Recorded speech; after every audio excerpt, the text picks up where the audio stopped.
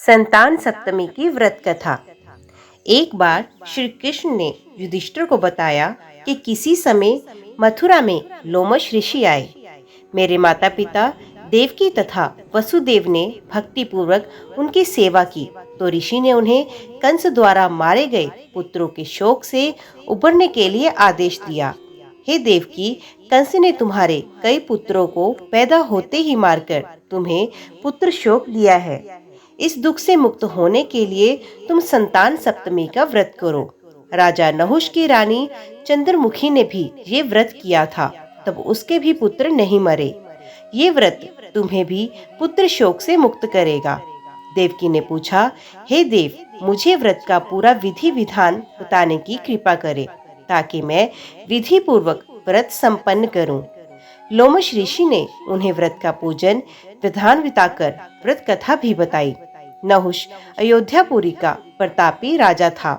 उसकी पत्नी का नाम चंद्रमुखी था।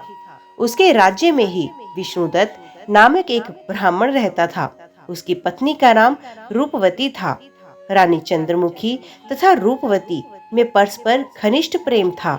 एक दिन वे दोनों सरयू में स्नान करने गई। वहां अन्य स्त्रियां भी स्नान कर रही थी। उन स्त्रियों ने वहीं पार्वती शिव की प्रतिमा बनाकर विधि पूर्वक उनका पूजन किया। तब रानी चंद्रमुखी तथा रूपवती ने उन स्त्रियों से पूजन का नाम तथा विधि पूछी।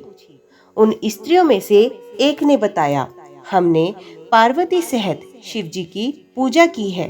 भगवान शिव का डोरा बांधकर हमने संकल्प किया है कि जब तक जीवित रहेंगी तब तक ये व्रत करेंगी।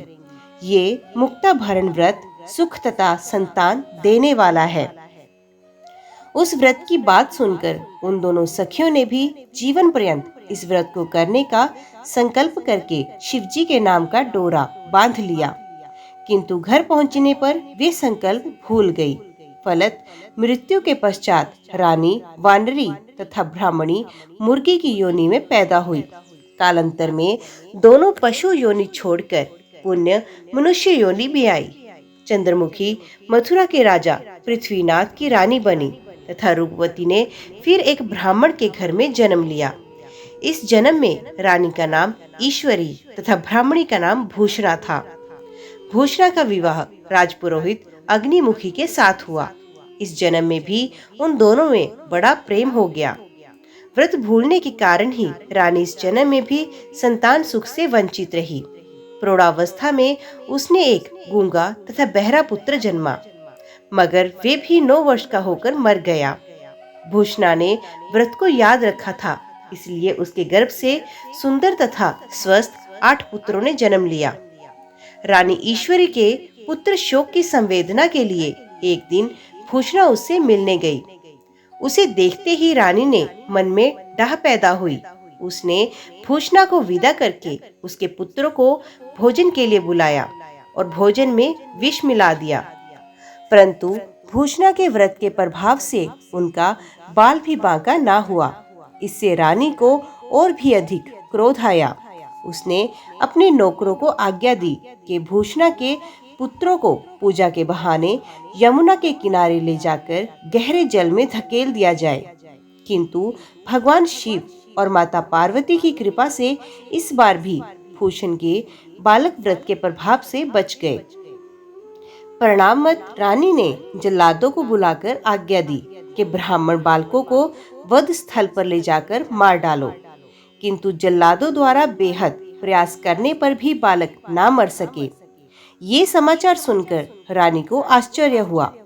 उसने भूषणा को बुलाकर सारी बात बताई और फिर क्षमा याचना करके उससे पूछा, किस कारण तुम्हारे बच्चे नहीं मर पाए?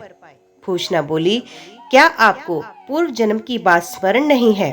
रानी ने आश्चर्य से कहा, नहीं, मुझे तो कुछ याद नहीं। तब उसने कहा, सुनो, पूर्व जन्म में तुम राजा नहुष की रानी थी और मैं तुम्हारी सखी थी। हम दोनों ने एक बार भगवान शिव का डोरा बांधकर संकल्प किया था कि जीवन पर्यंत संतान सप्तमी का व्रत करेंगी। किंतु दुर्भाग्यवश हम भूल गई और व्रत की अवहेलना होने के कारण विभिन्न योनियों में जन्म लेती हुई अब फिर मनुष्य योनि को प्राप्त हुई। अब मुझे उस व्रत की याद हो आई है, इसलिए मैंने व्रत किया। उसी के प्रभाव से आप मेरे पुत्रों को चाहकर भी नहीं मरवा सकती।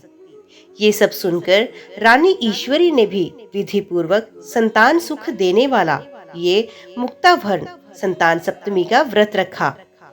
तब व्रत के प्रभाव से रानी पुण्य गर्भवती हुई और एक सुंदर बालक को जन्म भी दिया। उसी समय से पुत्र प्राप्ति और संतान रक्षा के लिए ये व्रत प्रचलित हो गया। संतान सप्तमी का व्रत पुत्र प्राप्ति, पुत्र रक्षा तथा पुत्र अभ्युदय के लिए भाद्रपद के शुक्ल पक्ष की सप्तमी को किया जाता है। इस व्रत का विधान दोपहर तक रहता है। इस दिन जामवती के साथ श्याम सुंदर तथा उनके बच्चे सांब की पूजा भी की जाती है। माताएं पार्वती का पूजन करके पुत्र प्राप्ति तथा उसके अभ्युदय का वरदान मांगती हैं। इस व्रत को मुक्ताभरण भी कहते हैं। इस व्रत को करने के लिए प्रातः स्नान आदि से निर्वृत्त होकर स्वच्छ कपड़े पहने। दोपहर को चौक पूजकर चंदन, अक्षत, धूप, दीप, नैवेद्य, सुपारी तथा नारियल आदि से शिव पार्वती की पूजा करें। इस दिन नैवेद्य भोग के लिए खीर पूरी तथा गुड़ के पुए बनाएं। रक्षा के लिए शिव जी को डोरा भी अर्पित करें। इस डोरे को शिवजी के वरदान के रूप में लेकर उसे धारण करके व्रत कथा सुने। ओम नमः शिवाय। आज की वीडियो में इतना ही।